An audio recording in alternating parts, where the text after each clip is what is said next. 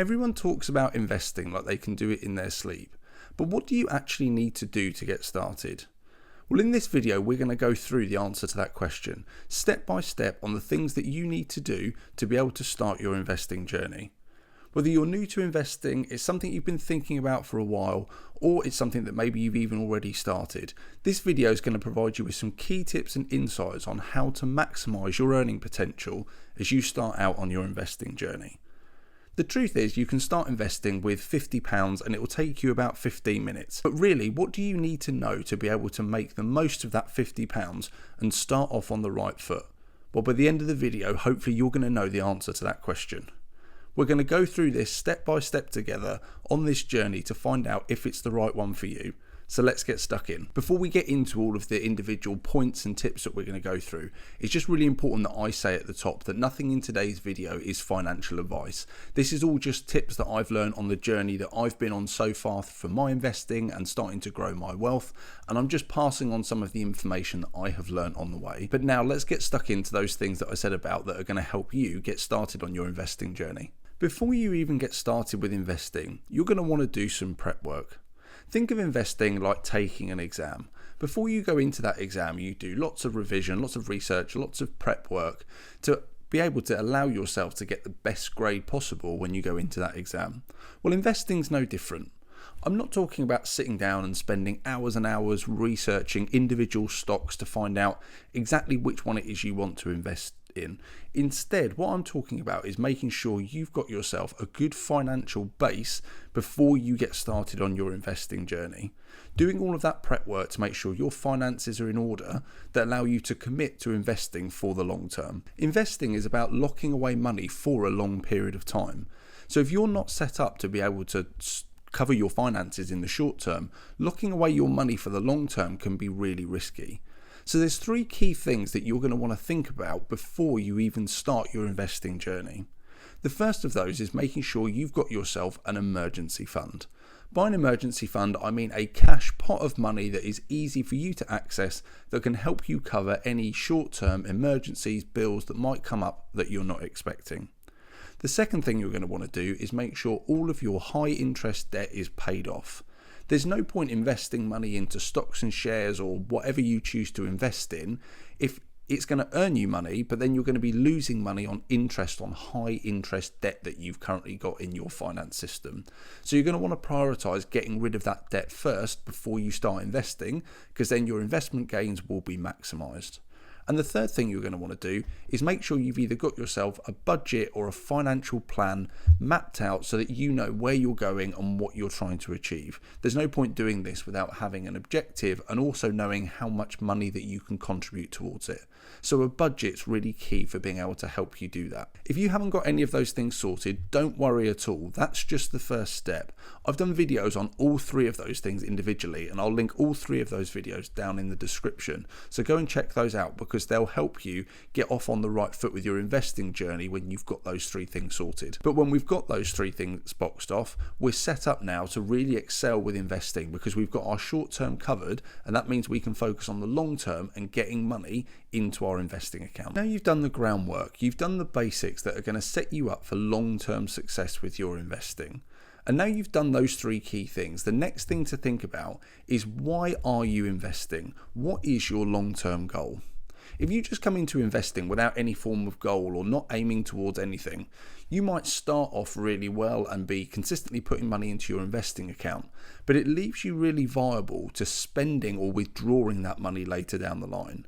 If that money doesn't have a purpose in your finance system, it feels like a free pot of cash that's just sat there at some point for something random popping up and you go, okay, I've got that money over here in my investing account, I can use that to pay for that. So it's really important because investing is for the long term, as we mentioned before. So having a long-term goal set and allocating that goal to your investing account, to the money that's in your investing account, will mean that you're far less likely to withdraw that money and end up spending it on something else. The most common focus or goal of people that have just started out investing tends to be their retirement in general, or achieving early retirement, or a really long-term financial goal or purchase. And the key there is the words long-term. There's no point starting this investing journey if your goals are in the short term, in a year's time, in 2 years' time, because you're not going to be able to reap any rewards and benefits of investing into the stock market or whatever you choose to invest in, because you're not going to get much return on your investment in that time frame. Investing is about long-term strategy, long-term wealth building. So it's important that the goal you set yourself is off into the future, and you have time to be able to go from where you are now to where you want to be to achieve it, with your money building in the background. That way you can let compound interest take effect on your money. The longer you leave money invested, the more money you earn back, the companies increase in value, you earn more money back, and it compounds and so on and so forth, so that you're not just having to do all the heavy lifting yourself, your money is doing the heavy lifting for you. So now you've got your financial base sorted and you've worked out what it is that you're investing for and why you're investing. The next thing to think about is where you're going to put that money, and having a think about the type of account you want to put that money into. There's two real options to consider here. One is a pension, and one is the stocks and shares ISA that exists through many different platforms out there that's used for investing in the stock market. Knowing which one of those two accounts you want your money to go into can help start to shape your journey. And it might even be that you want to have a combination of those two accounts, depending on what your actual objective is. Both of these accounts are really tax efficient ways of being able to make the best use of your money. If you're investing money through a pension, if it's through salary sacrifice with your employer, then that money comes out before your tax, before income tax applies to your salary, so you save money there. If you're putting your money into a stocks and shares ISA, there's a £20,000 tax-free ISA limit for any money you invest or any returns you get in that account. So both ways have great ways of being able to make the most out of the tax system, completely legally, to make the most out of your money and get the most invested into the account that you've chosen. If you decide you want to put more money into your pension, then as mentioned, you've got the standard salary sacrifice scheme that will exist at the moment with the employer that you're currently working for. You can choose what percentage of your income goes into that scheme, and you can raise that up or raise that down if that's how you want to put more money into your investing account. Your pension will be invested into what's called a default fund with your employer. So if you've got the login details for your pension, you can log into that account and you can actually move that money out of the default fund, which they tend to be quite conservative, and you can move it into any number of funds available from your pension provider should you want to. I've got a full video on exactly how to get control of your pension and how to make the most of it, so I'll link that down in the description if you want to find out more info. But that's just a quick coverage of what you can do with your pension, and that's how one way in which you can invest. You also might have a self-invested personal pension called a SIP, and a SIP is what self-employed people use as a pension, or if you've had lots of pensions from previous jobs and you've chosen to pool them all together, quite often people will pool them into a self-invested personal pension, the SIP. So that might be another option, and it might be that you keep your salary sacrifice exactly the same, but you contribute more money into your SIP because that's an account you've got more control over, and then you're able to claim back that tax relief at the end of the year through your tax return. So you can get tax back on any contributions you make to a self-invested personal pension. And as mentioned, the other way is through a stocks and shares ISA, which gives you tax-free on that £20,000 that you either invest or returns on your investment in that account. So another great way to get started. There's many platforms that offer stocks and shares ISAs for you to choose from. I personally use Trading 212 because I find it's an app that's really easy to use, but there are loads of others out there, companies like Invest Engine and other places like that that also offer stocks and shares ISAs that you can pick up and effectively operate in exactly the same way. Just keep an eye out on the fees, any fees associated to the accounts. You want your fees to be as low as possible because that's not where you want your money going. So just something to consider when looking at a stocks and shares ISA and which platform you choose. You also have the option of just a general investing account, but if you're just starting out on this investing journey, that's probably unlikely to be for you because it's not tax efficient. So because it's not an ISA and it's just a general investment account, you will pay tax on any earnings and any dividends and anything like that you get paid for. So really, a general investment account is there for when you've maxed out the amount of money you want to put in your pension, you've maxed out the amount of money you can put into your ISA, then you move to a general investing account. So unless you're coming into this video with a huge amount of money that you want to invest off the bat, I'd recommend steering clear of just a general investment account for now. Okay, so the next thing to think about now is what you want your investment strategy to be and what risk level that you're comfortable with. If you're investing into whatever it is, but let's just say the stock market for now, if you're investing into the stock market, there is always risk associated. As much as your money could increase and grow for the future, there is always a chance that your money could also decrease as well and lose some of its value. And it's really important to consider that before making any investment decision and just getting yourself started, because you need to know that there is risk associated. Once you've understood that and you've got your head around that, then you're in a really good place to be able to decide what risk level is right for you. There are many ways of gauging risk level and exactly where you sit, but for the purpose of today's video and this being a very much beginner's intro to investing, we're going to keep it really simple. So if you're someone who really doesn't like the idea that your money can go up but can also go down and doesn't want to see the volatility in the money that you've got invested shooting up, then shooting down, losing money, gaining money, that's completely understandable. And there's lots of people where that is the comfort level for them. That's the risk level that they're willing to take on. If you're listening to this and that's you, then you're going to want to look towards some form of investing portfolio that you put together that includes stocks and shares or funds, which we'll come on to in a little bit. But one of those things, because that's where your growth is going to come from. That's how you're going to make your money earn money for you, but that's going to form a percentage of your overall portfolio. Then the next percentage is going to be more geared towards things like bonds. Bonds are effectively when a government or a bank needs to borrow a load of money, they take that money to go and do whatever they need to do with it, and then they pay that money back over time, but they pay that money back at a higher value than what it was lent to them at. It's almost in some ways like interest on savings, but it tends to earn a slightly more consistent and higher rate than interest on savings. So that's why bonds are really popular, and they're also used as a much more safety and secure way of investing, because your money, inevitably, unless the government or the bank defaults on its debts, will get paid back through that bond system over time. It's a slow burner. Your money can be locked away for 5 years, potentially even longer, with no access to it.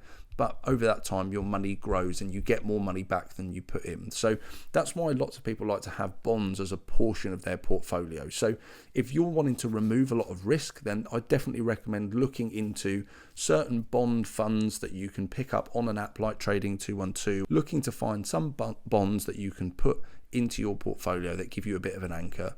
And then if you really want a safe haven, if you really don't want a lot of your money in any form of risk, then you can keep a cash amount in your ISA as well. Personally, I'd steer away from doing this, because if you're going to keep cash, the likelihood is you're probably going to earn a better interest rate in a savings account with a bank. However, if you want all your money in one place, and I know lots of people do like to do that, then you can keep it there in your investing account, and you can just make it up into a simple pie chart, which Trading 212 will do for you, of how much money you've got invested in stocks and shares, how much money you've got invested in bond, and how much of your money is still sat in cash. However, this next step, I imagine, will apply to lots of people watching this video in the position you're in, that if you're just starting out investing, but ultimately your investing goal is for the long term and you have a long-term time horizon, and let's say you're in your 20s, 30s or 40s watching this video, you're likely to have quite a bit of time before you're expecting to retire. So what that means is that you can afford to take a little bit more risk, because over time the market tends to be cyclical. So whilst you'll see drop-offs in your money, you'll also see that money recover and go off beyond onto a new high. And so the cycles go.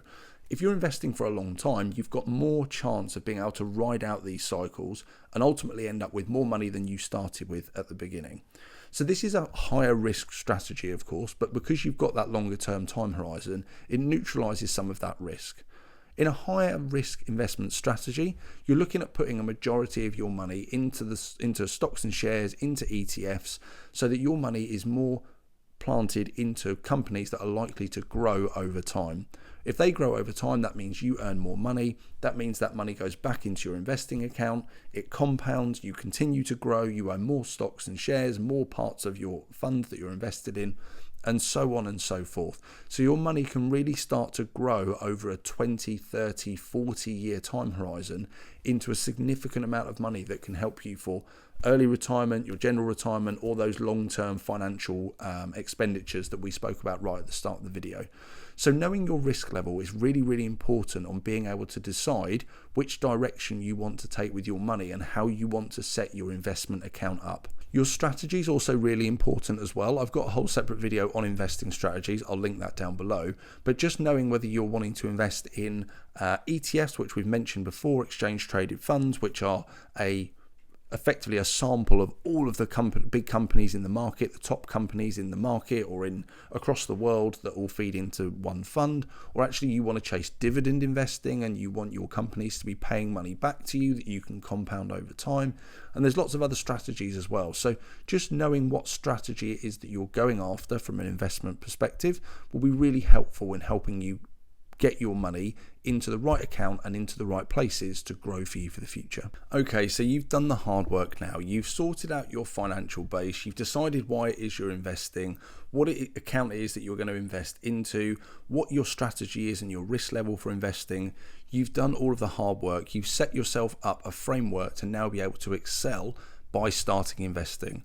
So the next step is opening up an investing account. There's nothing left to do now. We're going to get stuck in. We're going to get an account opened up so that we can start investing our money into it. And opening an account really is so straightforward. And as I say, by the time you've watched to this point in this video, you could have even got your account opened up and invested your first £50 off of the bat. It's really, really simple to do. And even if from a couple of stages previously, you've actually decided that you're going to invest your money in through your pension, into your pension account, I'd still recommend doing this step and opening yourself a stocks and shares ISA, because at some point in time you're inevitably going to need one and you're going to want to make use of one, because it might be that you don't have quite the right level of control that makes you happy with your pension or where your pension's invested, or it might be that you've maxed out how much you want to put into your pension and you need somewhere else to invest. So getting a stocks and shares ISA open and ready, you don't even have to contribute to it straight away. Just having it there provides another stepping stone on your journey to investing once you move away from the pension side of things. And opening an account is so straightforward. If you just head to any of the suppliers, I've mentioned a couple, Trading 212 and Invest Engine in this video, but you can go to the Hargreaves Lansdowns of the world or lots of other companies. I'll link a handful down below so that you've got some options to choose from. You can go through, you can look at the fees that they charge, look at the accounts that they offer, and you can make the best decision for you that makes you feel most comfortable for your investing strategy. But it really does take no time at all. You'll need to fill in some basic information about yourself. You'll need to deposit a little bit amount of money initially just to get you started, and then you'll be able to set your risk level and your preferences and what companies or ETFs you've decided that it is that you want to invest into. If I was just starting out, which I'm not long into my investing journey, I'm a few years into it, but my strategy and what I invest into hasn't really changed since I started. I've just picked a global fund, a Vanguard global fund that I think works best for me. It covers all of the biggest companies across the world, so it captures any growth. If America's not doing very well, but maybe Japan is doing really well, I've got some companies in Japan as part of that ETF. So when they grow and the American ones don't, then I'm offsetting and just getting a sample of everything across the globe in terms of being able to grow my money. So that's what I would recommend. It's not too complicated. You don't need to spend time thinking about all the individual companies and working out which ones you want to invest in and which one you don't. Your money gets split across all of the companies within that fund that you've chosen. So I would recommend just looking for something like a FTSE All World or a global ETF that just covers all of those companies and allows you to get started with a fairly consistent level of growth. But when you've input your details, you've selected that fund, and then you've added your money into your account, it's invested into that fund or that company or whatever you've chosen, and that's it. That really is it. You're away. At this point, your investing journey has started.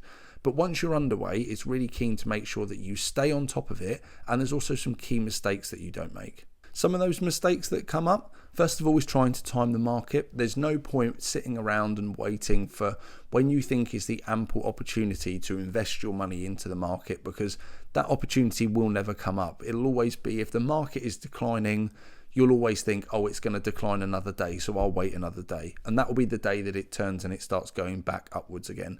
At the same time, if you're seeing the market go up and you think, oh, I'm going to wait for it to come back down before I invest my money, inevitably it won't come back down for weeks, months and years, and you'll never end up investing your money at the right time, and you'll miss out on all those gains.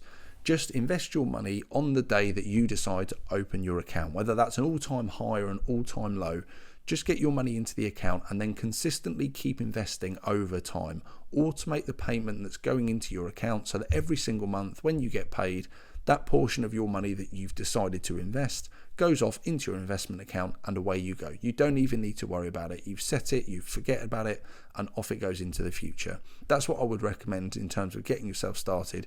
Don't try and time the market. The reminder, going back to the first point as well, is not investing without an emergency fund. There's no point locking this money away for the long term. You're not going to have easy access to it. You won't be able to get that money back out at the drop of a hat. It can take a couple of days sometimes to get your money out of the market. You need to have money available to go in an emergency fund should anything crop up that you need to pay for. Try not to check your portfolio daily. If you do, then you're more likely to get sucked into the habit of moving your money around or reacting when something changes in the market. But we're not here to do that. We have a long-term investing horizon. We're investing for the future.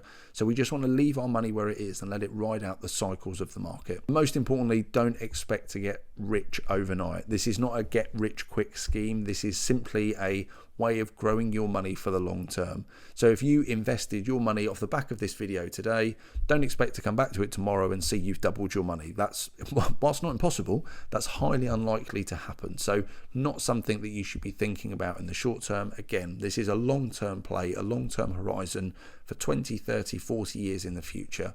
So all you want to do is check in maybe a few times a year, or even you could even check in once a month. I personally check in on mine once a month, but that's because I use it for my budgeting and finance content on this channel. But also I just like to understand where I'm at in terms of my net worth goals, which I set myself for the year. So it just helps me stay on top. I don't tinker with it. I don't change any of the numbers or allocations. I just like to stay on top of that number. And that's what I would recommend you do as well, instead of going in too often, because you're then again likely to react to when the market changes. And there we have it. That is all the information that you're going to need to get yourself started with investing. If you follow that video through step by step, you'll cover off all of the key things that you need to think about and do before you start investing. Hopefully this video has been really useful, and hopefully it encourages you to think about investing more as part of your finance system.